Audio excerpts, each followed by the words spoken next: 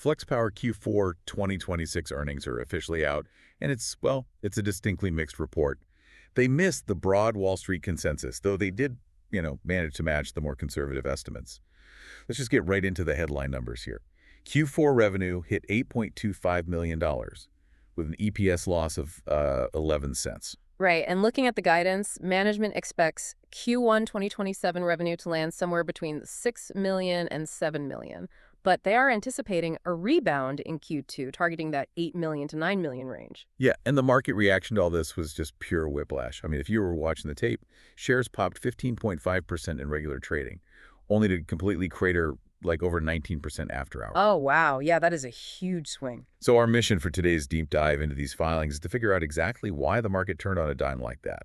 We really need to look past those top-line numbers and dig directly into the margin squeeze and the operational realities they're facing. Well, the operational realities right now are pretty tough, honestly. Q4 gross margins compressed down to 27.4%, which is a steep drop from 34.5% a year ago. That is a massive drop. Yeah, it really is. Management cited a brutal combination of tariffs, an unfavorable product mix, and unabsorbed overhead from lower manufacturing volumes. Okay, let's unpack this. It's basically like trying to bail out a leaky boat, right? Yeah.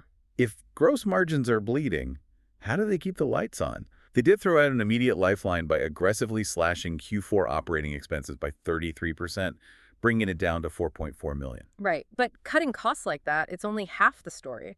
They were trying to execute strategic pivots to drive future growth. Like they just launched SkyMS 3.0, which is this AI-powered platform that they claim boosts fleet uptime by 10 to 30%. Well, really? Just from software or? Exactly. It uses predictive analytics to optimize battery performance. And they're also pushing into the robotics market.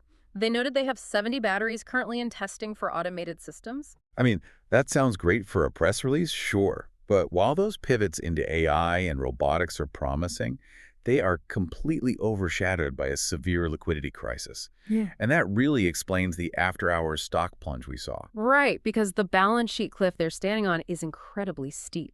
Which brings us to the glaring red flag in this report. Flux Power issued a formal going concern warning. Yeah, they ended the fiscal year with just $300,000 in cash. Wait, just $300,000? Just $300K. Yeah. And critically, they are in covenant default on a $16 million credit facility with Gibraltar Business Capital. That gives the lender the right to accelerate the debt and demand it all back immediately. When you only have 300 grand in the bank, that is a highly precarious position. Exactly. And the structural risks compound from there. Just 2 customers accounted for 71% of their full-year revenue. Wow, that concentration is a massive vulnerability. Oh, absolutely. And to make matters worse, their absolute largest customer recently instituted a capital spending freeze. And you have to add to that a NASDAQ delisting notice because they've been trading under $1 for 30 consecutive days. So here is the critical question for you, the listener, as you digest this report. Can a company actually survive long enough for its AI and robotics investments to pay off when its cash runway is practically non-existent? And if we step back, I want you to consider how Flux's struggle highlights a broader macroeconomic trend. Hardware manufacturers across the board are desperately trying to attach high-margin software to their physical products just to survive these crippling tariff and supply chain pressures. Will software eventually save the battery? Make sure to follow the show for your daily earnings coverage.